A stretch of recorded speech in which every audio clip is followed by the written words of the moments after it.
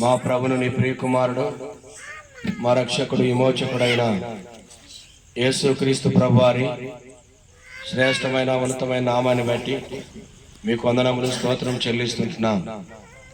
మీ దయను బట్టి వందనాలు, మీ నమ్మకత్వాన్ని బట్టి వందనాలు. సమయంలో మీ సన్నిధిలో ప్రార్థన చేస్తూ ఉంటున్నాం. మరి మా సహోదరి కృపమ్మ కొరకై ప్రార్థన చేస్తుంటున్నాం. ఆమె కుటుంబంలో ఈ దినం మేము చేరి రావడానికి ఈ యొక్క ప్రార్థన కోడికలు తోడ్పడ్డారు. మరి తమ్ముడు సురేష్, కిషోర్ కొరకు ప్రార్థన చేస్తుంటున్నాం. వారి కుటుంబాలు బట్టి వందనములు స్తోత్రం చెల్లిస్తుంటున్నాం. మీ దయలో కృపలో వారిని దీవించండి.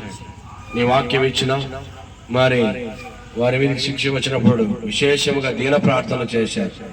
ఆ దీన ప్రార్థన మీరు ఆలకించి విడిపించాం. దేవానికి వందనాలు చెల్లిస్తుంటున్నా. నువ్వు విడిపించే దేవుడవు, రక్షించే దేవుడవు, గొప్ప చేసే దేవుడవు, ఆశీర్వదించే దేవుడు అని సెలవిచ్చినకై స్తోత్రాలు.